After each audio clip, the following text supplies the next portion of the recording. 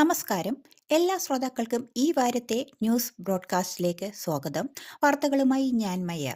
ആദ്യമായി പ്രധാന ലോക വാർത്തകൾ.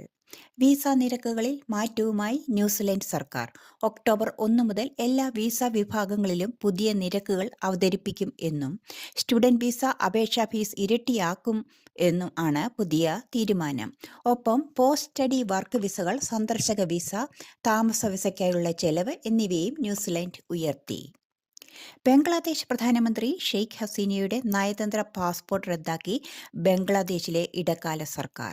ഒപ്പം ഷെയ്ഖ് ഹസീനയുടെ ഭരണകാലഘട്ടത്തിലെ എല്ലാ പാർലമെന്റ് അംഗങ്ങൾക്കും നയതന്ത്ര പാസ്പോർട്ടുകൾ നഷ്ടമായി എന്നും ബംഗ്ലാദേശ് ആഭ്യന്തര വകുപ്പ് പ്രഖ്യാപിച്ചിട്ടുണ്ട്.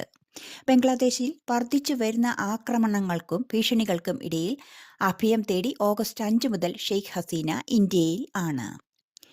ഇന്ത്യയും മലേഷ്യയും തന്ത്രപ്രധാന മേഖലകളിൽ സഹകരിച്ച് മുന്നോട്ടു പോകുവാൻ തീരുമാനമായി.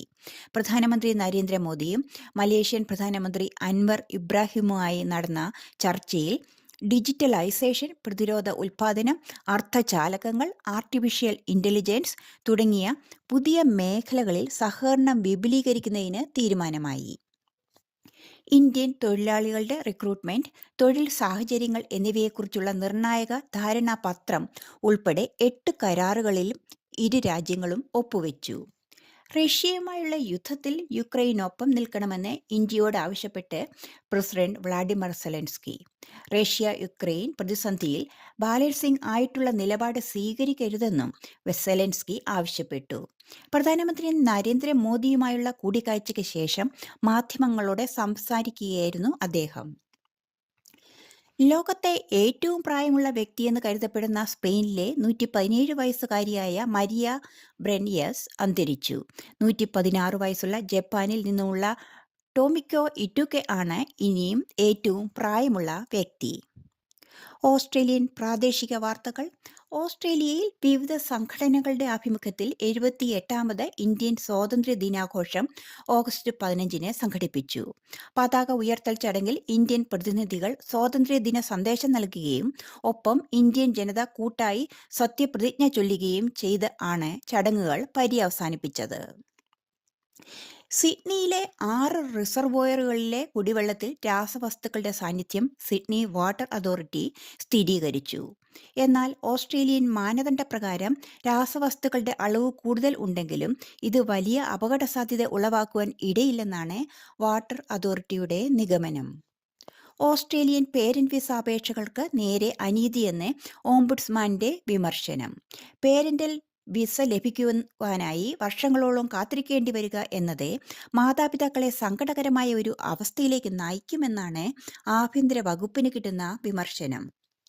വിദേശ വിദ്യാർത്ഥികളുടെ എണ്ണം കുറയ്ക്കുവാനുള്ള ഓസ്ട്രേലിയ സർക്കാരിന്റെ നീക്കത്തിനെതിരെ രാജ്യത്തെ സർവകലാശാലകളും സാമ്പത്തിക വിദഗ്ധരും രംഗത്തെത്തി. ഇക്കാര്യത്തിൽ സർക്കാരിന്റെ എടുത്തുചാട്ടം നിരവധി പേർക്ക് തൊഴിൽ നഷ്ടത്തിനും വലിയ സാമ്പത്തിക ബാധ്യതയ്ക്കും വഴിവെക്കുമെന്നും ഇവർ മുന്നറിയിപ്പ് നൽകുന്നുണ്ട്.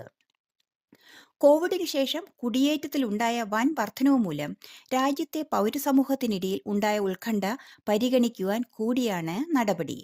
ഓസ്ട്രേലിയയിൽ നടപ്പിലാക്കുന്ന പുതിയ നയം വളരെ അധികം പേരുടെ തൊഴിൽ ഇല്ലാതാക്കുമെന്നും രാജ്യത്ത് സാമ്പത്തിക രംഗത്ത് വൻ നഷ്ടമുണ്ടാകുമെന്നും ആണ് അറിയുവാൻ കഴിയുന്നത്. രാമായണ മാസാചരണത്തോടനുബന്ധിച്ച് കേരളത്തിലെ പ്രമുഖ ഭാഗവതാചാര്യൻ ശ്രീ ഉദിത് ചൈതന്യ മെൽബൺ അടക്കം ഓസ്ട്രേലിയയുടെ വിവിധ സംസ്ഥാനങ്ങൾ സന്ദർശിച്ചു.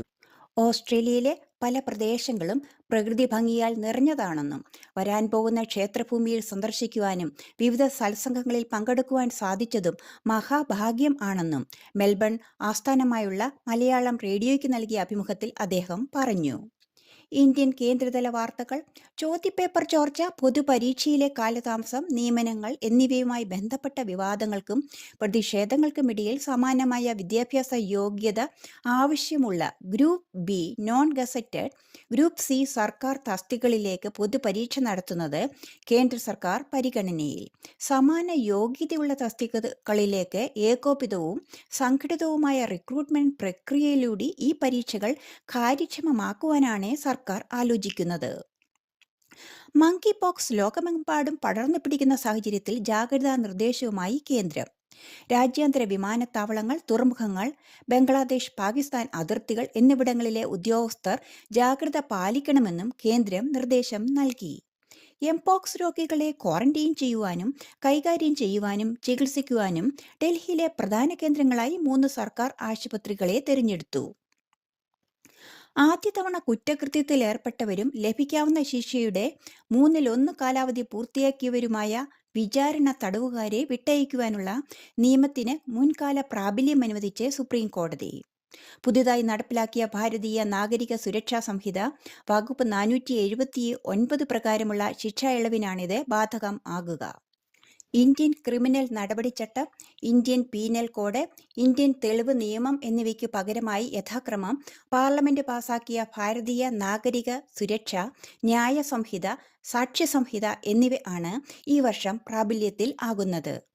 സർക്കാർ ജീവനക്കാർക്ക് ഉറപ്പായ പെൻഷൻ, കുടുംബ പെൻഷൻ, മിനിമം പെൻഷൻ എന്നിവ ലഭിക്കുന്ന ഏകീകൃത പെൻഷൻ സ്കീം എന്ന പുതിയ പെൻഷൻ പദ്ധതി കേന്ദ്രം പ്രഖ്യാപിച്ചു. 2025 ഏപ്രിൽ 1 മുതൽ പുതിയ പെൻഷൻ പദ്ധതി നിലവിൽ വരും. കേന്ദ്രമന്ത്രിസഭ അംഗീകരിച്ച പദ്ധതി പ്രകാരം കുറഞ്ഞത് 25 വർഷത്തെ സർവീസ് പൂർത്തിയാക്കിയ ജീവനക്കാരന് കഴിഞ്ഞ 12 മാസത്തെ ശരാശരി അടിസ്ഥാന ശമ്പളത്തിന്റെ 50% പെൻഷൻ ഉറപ്പു നൽകുന്നു. ഒപ്പം ജീവനക്കാരുടെ മരണത്തിന് തൊട്ടുമുമ്പുള്ള പെൻഷന്റെ 60% കുടുംബ പെൻഷൻ നൽകുവാനും ഈ പദ്ധതി ഉറപ്പാക്കുന്നുണ്ട്. പ്രധാനമന്ത്രി നരേന്ദ്രമോദിയുടെ നേതൃത്വത്തിലുള്ള സർക്കാരിന്റെ മുൻഗണന സാമൂഹിക നീതിയാണെന്ന് രാഷ്ട്രപതി ശ്രീ ദ്രൗപദി മുർമു. ഒപ്പം രാജ്യം ഭരണഘടനാ മൂല്യങ്ങൾ മുറുകെ പിടിച്ച് മുന്നേറുകയാണെന്നും അവർ കൂട്ടിച്ചേർത്തു. 78ാം സ്വാതന്ത്ര്യദിനത്തിനു മുന്നോടിയായി രാജ്യത്തെ അഭിസംബോധന ചെയ്യുകയായിരുന്നു അവർ. പാർശ്വവൽക്കരിക്കപ്പെട്ട സമുദായങ്ങളിൽ നിന്നും ആളുകൾക്ക് നേരിട്ട് സാമ്പത്തിക സഹായം നൽകുവാനാണ് പ്രധാനമന്ത്രിയുടെ സൂരജ് പദ്ധതിയും ജൻമൻ പദ്ധതിയും ലക്ഷ്യം ഇടുന്നത്. ഇന്ത്യയിലെ എല്ലാ വലുതും ചെറുതും പായ്ക്ക് ചെയ്തതും അല്ലാത്തതുമായ ഉപ്പ്, പഞ്ചസാര ബ്രാൻഡുകളിൽ മൈക്രോ പ്ലാസ്റ്റിക് അടങ്ങിയിട്ടുള്ളതായി കഴിഞ്ഞ ദിവസം PTI പരിസ്ഥിതി ഗവേഷണ സ്ഥാപനം പ്രസിദ്ധീകരിച്ച പഠന റിപ്പോർട്ട് എടുത്തുകാട്ടുന്നു. കല്ലുപ്പ്, കടലുപ്പ്, ടേബിൾ സോൾട്ട്, പ്രാദേശിക അസംസ്കൃത ഉപ്പ് എന്നിവ ഉൾപ്പെടെ 10 തരം ഉപ്പുകളും ഓൺലൈൻ വഴി വാങ്ങുന്ന 5 തരം പഞ്ചസാരയും പഠനത്തിനായി തിരഞ്ഞെടുത്തിരുന്നു. നേർത്ത നാരുകളുടെയും പാടുകളുടെയും രൂപത്തിൽ അയഡൈസ്ഡ് ഉപ്പിലാണ് ഏറ്റവും ഉയർന്ന അളവിൽ മൈക്രോ പ്ലാസ്റ്റിക് കണ്ടെത്തിയത്. കേരള വാർത്തകൾ. വയനാട് ഉരുൾപൊട്ടലിൽ ദുരിതബാധിതരായവരെ പുനരധിവസിപ്പിക്കുവാനുള്ള നടപടി സമയബന്ധിതമായി പൂർത്തിയാക്കുമെന്ന് മുഖ്യമന്ത്രി. പുനരധിവാസത്തിന്റെ വിവിധ വശങ്ങളെക്കുറിച്ച് ദുരന്തബാധിത പ്രതികരണ രംഗത്തെ വിദഗ്ധരുമായും ദുരന്ത മേഖലയിലെ ജനപ്രതിനിധികളുമായും ചർച്ച ചെയ്യുവാൻ സംസ്ഥാന ചീഫ് സെക്രട്ടറിയെ ചുമതലപ്പെടുത്തി. ദുരന്തബാധിത മേഖലയിൽ ക്യാമ്പുകളിൽ കഴിയുന്ന കുടുംബങ്ങൾക്ക് സർക്കാർ അനുവദിച്ച വാടകയും വാടക വീടും നൽകും എന്നാണ് അറിയുവാൻ കഴിയുന്നത്. ഓണം സീസണിലെ തിരക്ക് പരിഗണിച്ച് അധികമായി 58 അന്തർ സംസ്ഥാന സർവീസുകൾ പ്രഖ്യാപിച്ച് KSRTC.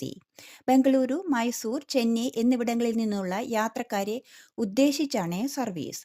സെപ്റ്റംബർ 9 മുതൽ 23 വരെയാകും ഓണം സ്പെഷ്യൽ സർവീസുകൾ ഉണ്ടാവുക. കായിക വാർത്തകൾ. ബംഗ്ലാദേശിൽ T20 ടൂർണമെന്റ് ആതിഥേയത്വം വഹിക്കുന്നതിനെക്കുറിച്ച് വിവിധ രാജ്യങ്ങൾ ആശങ്കകൾ ഉന്നയിച്ചതിനെ തുടർന്ന് വനിതാ T20 ലോകകപ്പ് മത്സരവേദി മാറ്റുന്നു. വനിതാ ക്രിക്കറ്റ് കലണ്ടറിലെ ഏറ്റവും പ്രതീക്ഷയോടെ കാത്തിരിക്കുന്ന ടൂർണമെന്റ് 2024 ഒക്ടോബർ 3 മുതൽ ഒക്ടോബർ 20 വരെ UAEയിലെ 2 പ്രധാന വേദികളിലായി നടക്കുമെന്ന് ഭാരവാഹികൾ അറിയിച്ചു. ദുബായ്, ഷാർജ എന്നിവിടങ്ങളിലാണ് മത്സരങ്ങൾ നടക്കുക. എന്നിരുന്നാലും മത്സരത്തിന്റെ നടത്തിപ്പ് ചുമതല ബംഗ്ലാദേശ് ക്രിക്കറ്റ് ബോർഡിന് തന്നെ ആയിരിക്കും. ഇതോടെ ഈ വാരത്തെ പ്രധാന ന്യൂസ് ബ്രോഡ്കാസ്റ്റ് പൂർണ്ണമാകുന്നു. വാർത്തകൾ എഴുതി വായിച്ചതേ മയ്യ. എല്ലാ ശ്രോതാക്കൾക്കും നല്ലൊരു ദിനം ആശംസിച്ചുകൊണ്ട് വിടവാങ്ങുന്നു. നമസ്കാരം.